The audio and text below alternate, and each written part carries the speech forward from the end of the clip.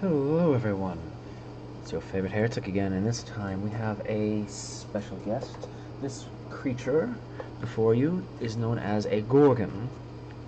In particular, this is basically one of their larger beasts of chaotic, confused energy. In particular, this one is very, very deadly indeed. As I said before, for my Beastmen, I've been focusing more on a winter type theme itself. Basically, just the oncoming set of winter. I will definitely say I do apologize for this one taking a while, mostly due to work issues and personal things and just pure laziness alone.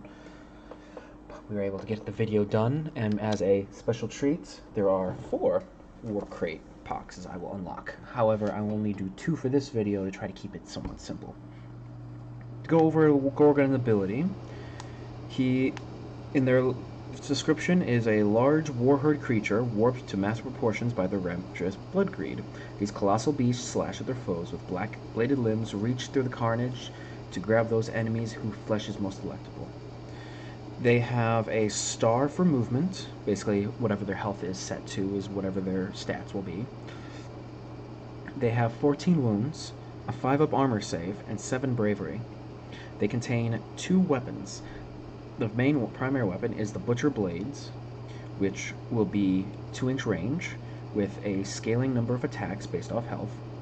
They are +3 to hit, +3 to wound, -1 for rend, and 3 damage each. Then finally there is the huge Slathering Maw, which has a 1-inch range, does 1 attack, has a 4-up to hit, has a scaling wound roll, and a -1 for rending, as well as a d6 damage. So, the table chart will go as follows. If they have suffered 0 wounds, they can move 8 inches, have 5 Butcher Blade attacks, and have a 2-up attack to wound roll on the Slathering Maw. If it's 4 to 6, it'll be 6 inches, 4 attacks, 3-up maw. If it's 7 to 9, it'll be a 5-inch movement, 3 blades, 3-up to wound roll.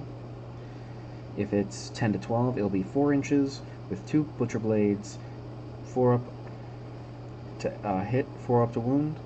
And then finally, if they've suffered 13 or more, it'll be 3 inches with 1 Butcher Blade and a 4-up to hit, as a wound. It is a single model armed with Butcher Blades and a huge Slathering Maw.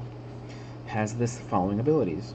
It has Ravenous Blood Greed. Basically, each unmodified wound roll of 6 for attacks inflicts D3 mortal wounds on the target in addition to any normal damage. And then finally, every time this model attacks, you can pick an enemy model within 1 inch of this model. After all of this model attacks have been resolved, roll a dice, and if the dice is equal or greater than the enemy model's wound characteristic, it is slain. So basically, in total, if he's full health, you can do 5 Butcher Blades attacks, plus a Slathering Maw, and if there's anything left around him, you can roll versus their wound, so more than likely this would be some type of infantry.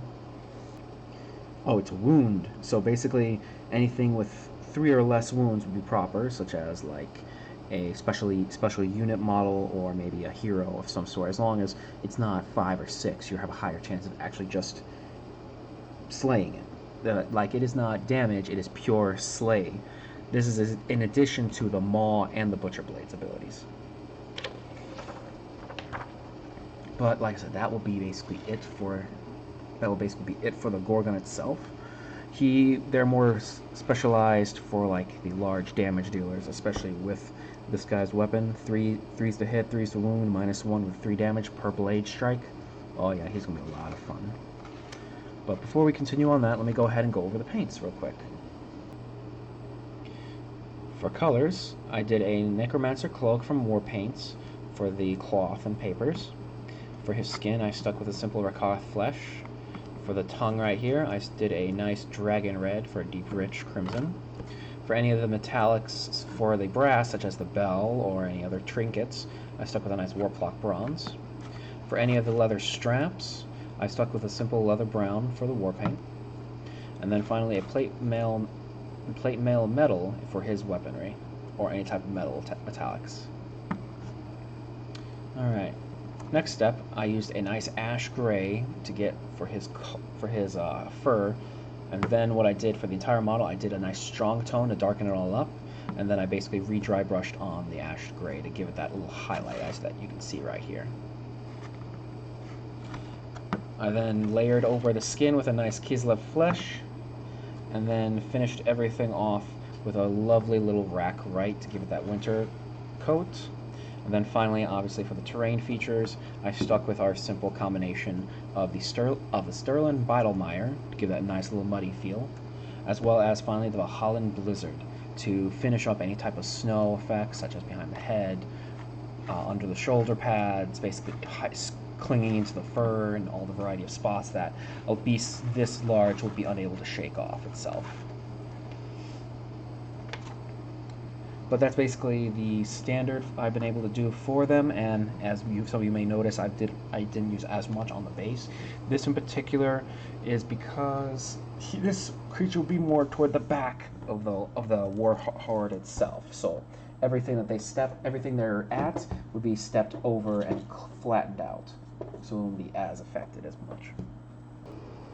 Alrighty, and we went ahead and unpacked everything. Didn't want to give you all the extra time required to break these open, but for now, for the one on the left that we had, these appear to be the Space Marine Reavers, Renegade. I can't remember the exact thing for these, but I know that these were like, I know for sure that these guys had like the special snipers. These aren't like exactly scouts, but they are a squad that has like interchangeable ammunition for like anti-monster, anti-hero, anti-infantry, and like you have move in a squad of 3, and then if like they're within a certain range of something, they lower the leadership of the enemy units.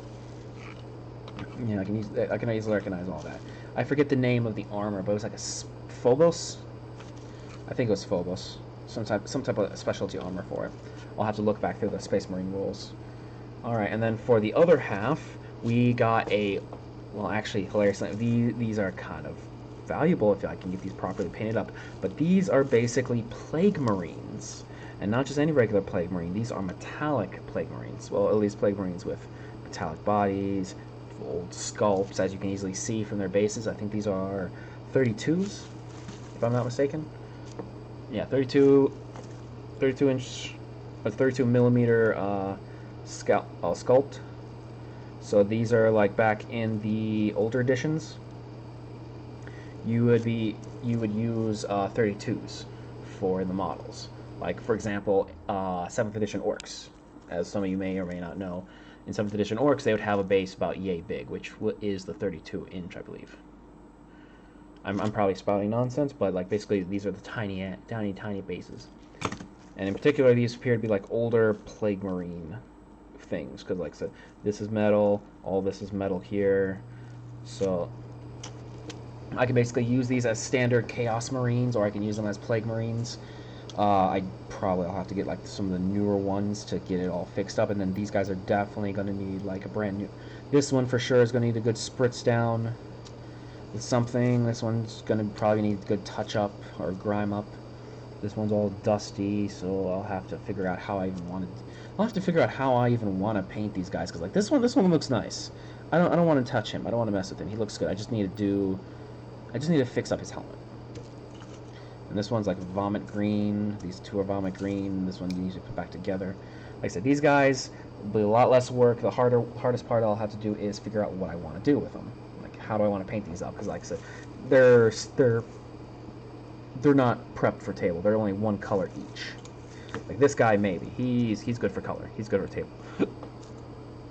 Just need to base him. Other than that, yeah, put these guys back together. Do a bit of touch up on their armor and weapons. Glue them back together. Like especially look at this guy right here. Like look at that fleshy face. That's flesh galore. Other than that, yeah, that's gonna be it for this video in particular. I'm gonna try to cut it all down, make it bite-sized for y'all. Keep an eye out. I am going to send another video, but I'm going to have it submitted next week. And it's just going to be more of a funsy type thing. That way I can give you guys the warp crate for this one and the next two for the next model. But like I said, it's nothing crazy, nothing annoying, just relatively simple. But I do thank you all for joining me on this wondrous day, and I hope to see you all next video.